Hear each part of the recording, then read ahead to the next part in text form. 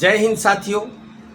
मैं आपको सीईटी जो सीनियर सेकेंडरी लेवल की एग्ज़ाम है उस परीक्षा में अब केवल परीक्षा हाल में क्या ध्यान रखें कि आपके मार्क्स बहुत अच्छे बढ़ जाए और आप बहुत इजीली क्वालिफाई कर लेवें, इसके बारे में कुछ टिप्स दे रहा हूं। तो मैं सीधे टिप्स पर आ रहा हूं। ध्यान रखिए, सीधे टिप्स पर। सबसे पहले आप ध्यान रखिए, मल्टी चॉइस क्वेश्चन है।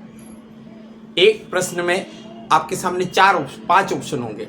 4 ऑप्शन तो उत्तर से संबंधित होंगे और 5वां ऑप्शन होगा अनुत्तरित प्रश्न।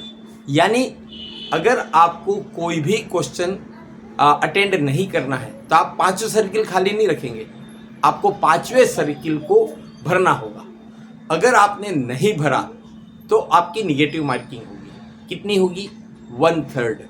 यहाँ पर यह भी ध्यान रखना कि अगर 10% से ज़्यादा यानी 15 से ज़्यादा सर्किल ऐसे रहे कि आपने पाँचों के पाँचों सर्किल खाली छोड़ दिए तो फिर आप परीक्षा से डिस्क्वालीफाई हो जाएंगे। ये एक ऐसी नॉर्मल सी बात है जो सबको पता होनी चाहिए। मैं सीधे टिप्स पर आ रहा हूँ। पहली टिप्स है no negative marking. Minus marking जब है ही नहीं तो हम कोई भी सर्किल खाली क्यों छोड़े या अनुत्तरित प्रश्न वाला सर्किल क्यों भरे? हमको तो जो 4 सर्किल उत्तर से रिलेटेड सर्किल है उनमें से ही किसी एक को भरना है और हर हाल में भरना है। अब कैसे क्या ध्यान रखें? तो याद रखिए, आपका टारगेट होना चाहिए एसटी एससी को 5% की छूट है, मतलब 35%, और बाकी सारी कैटेगरी में इस पेपर में आपको मिनिमम 40% मार्क्स लाना अनिवार्य है। अगर इससे कम आप लाए तो फिर आप इसके रिगार्डिंग आगे की जो एग्ज़ाम है वो एग्ज़ाम नहीं दे पाओगे, एक बड़ा नुकसान होगा। इसलिए आपको ये सिक्योर कर लेना चाहिए। 150 क्वेश्चन पूछे जाएंगे, हर क्वेश्चन 2 अंकों का होगा। कुल 300 अंकों की परीक्षा है, यानी 4 × 3 = 12, 120 अंक आपको लाने हैं। 3 घंटे की परीक्षा है। हर प्रश्न को हल करने के लिए आपको 72 सेकेंड मिलेंगे, जिनमें आपको क्या करना है? प्रश्न को पढ़ना है, ऑप्शंस को पढ़ना है, समझना है और सही उत्तर तक पहुंचना है। ध्यान रखिए, यद्यपि सर्किल भरने के लिए आपको 10 मिनट एक्स्ट्रा मिलेंगे, लेकिन आप उसका उपयोग इसी में कर सकते हैं। यहाँ पर आप जरूर ध्यान रखिए कि राजस्थान से जुड़े हुए प्रश्न बहुत ज़्यादा आएंगे। ठीक है, तो आपको राजस्थान पर विशेष तौर पर ध्यान देना है। तो उससे भी आप क्या हो जाओगे, 40% की जो आपकी डेडलाइन है उसको क्रॉस कर लोगे। करंट पिछले 1 वर्ष का आएगा, तो आप ये मान के चलिए कि 15 सितंबर के पहले आपका पेपर बन चुका है। तो 15 सितंबर से पिछले 1 वर्ष का करंट आप अच्छे से कर लीजिए। ध्यान रखिए कि उसमें राजस्थान के कंटेंट पर विशेष ध्यान देना है। यहाँ पर मैं आपको एक बात और बता दूं कि तार्किक और मानसिक योग्यता वाले प्रश्न हैं, उनको लास्ट में करना होगा। क्या पहले उनको करने जाओगे, उलझ गए, टाइम कंज्यूमिंग प्रश्न है, सही होने की गारंटी भी नहीं है और टाइम कम होने के कारण बाद के क्वेश्चन में आप हड़बड़ाहट में आते हुए भी प्रश्नों को, उनके उत्तरों को गलत करके आ जाएंगे। तो माइनस मार्किंग भले नहीं है, लेकिन आपके जो मार्क्स गेन करने हैं उसमें लॉस हो जाएगा। इस बार 6 चरण में परीक्षा है, 22, 23, 24, हर दिन 2-2 चरण में।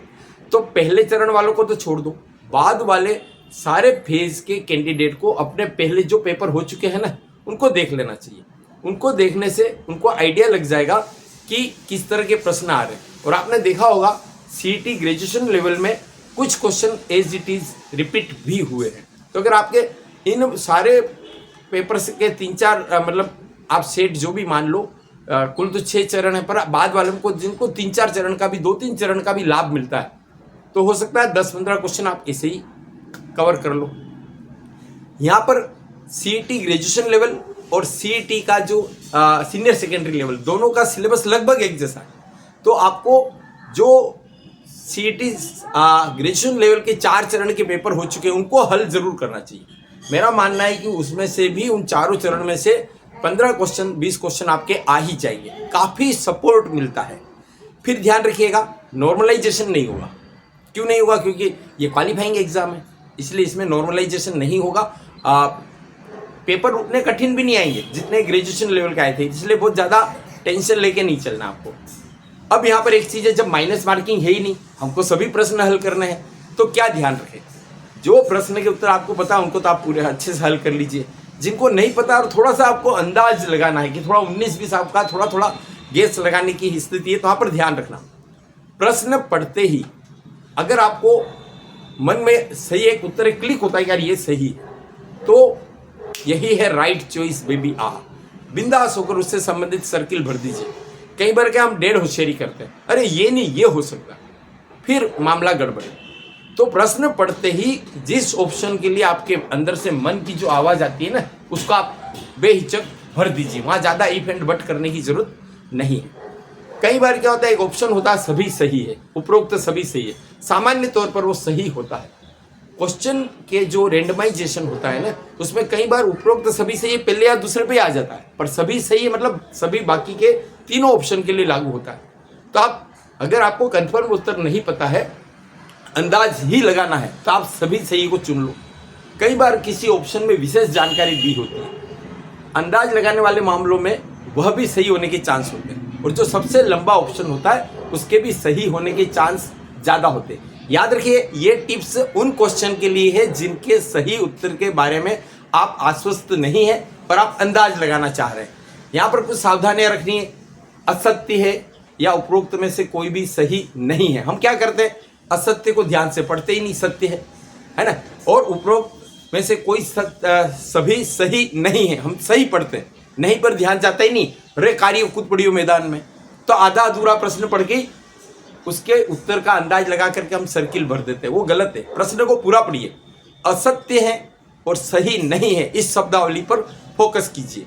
यहाँ पर सही कूट चयन करना, सुमेलन करना, कालानुक्रम करना, ये क्या अगर एक आध भी पता लग जाए तो आप बाकी सबको सेट कर सकते हो, कोई टेंशन में आने की जरूरत नहीं है। एक क्वेश्चन आते हैं कि कथन और कारण दे रखा होता है, तो ऐसे प्रश्न में कथन सही है और कारण कथन की सही व्याख्या करता है, इस तरह का ऑप्शन अनुमान लगाना हो तो सही हो। अब आते हैं कुछ क्वेश्चन ऐसे जिनके बारे में आपको कोई भी आइडिया नहीं है, तो उन बचे हुए प्रश्नों में सब में या तो बी भरो या सब में सी भरो। ऐसी गलती मत करना कि कुछ में बी भर दिया और कुछ में सी भर दिया। होता क्या है, जिनमें बी भरा होता है उनमें सी भर दिया। होता क्या है, जिनमें बी भरा होता है उनमें सी सही हो जाता है, जिनमें सी भरा होता है उनमें बी भी सही हो जाता है। तो बचे हुए प्रश्न जहां आप अंदाज लगाना चाह रहे हो, सब में या तो बी भरना है या सब में सी भरना है, 40% चांस है कि आपके वो उत्तर सही निकलेंगे। जैसे जैसे आप प्रश्न पेपर हल करते जाए, उससे संबंधित सर्किल तुरंत भरो। यूं नहीं कि अभी टिक लगा के छोड़ देंगे और बाद में सब इकट्ठे हम सर्किल भर देंगे। होता क्या है, गलती से तीसरे का सर्किल चौथा भर दिया, चौथे का पांचवा भरोगे, पांचवे का छठा भरोगे, पूरी सीरीज बिगड़ जाएगी। व्हाइटनर का प्रयोग कर नहीं सकते, ऐसी तैसी हो जाएगी। कई बार प्रश्न में हिंदी शब्द हमको खबर नहीं पड़ते, इंग्लिश वर्जन पढ़ लो, क्योंकि कंट्रोवर्सी की स्थिति में इंग्लिश वर्जन ही मान्य है। और सबसे अहम बात, हर हाल में आपको 1 घंटे के पहले परीक्षा केंद्र के भीतर प्रवेश कर लेना है। यूं नहीं कि प्रवेश तो कर गए और पेन लेने के लिए या किसी काम से बाहर निकले और 1 घंटे वाली रिंग बेल बज गई और गेट बंद हो गया और फिर आप चिल्लाते फिरो कि अरे मैं तो अंदर ही था, काम से बाहर आया, कोई नहीं सुनेगा। तो आप इन चीज़ों का ध्यान रखिए। आपको पुनः अग्रिम बधाई, शुभकामनाएं, धन्यवाद। जय हिंद। Sanjay Lunawat, my mission, Udaipur.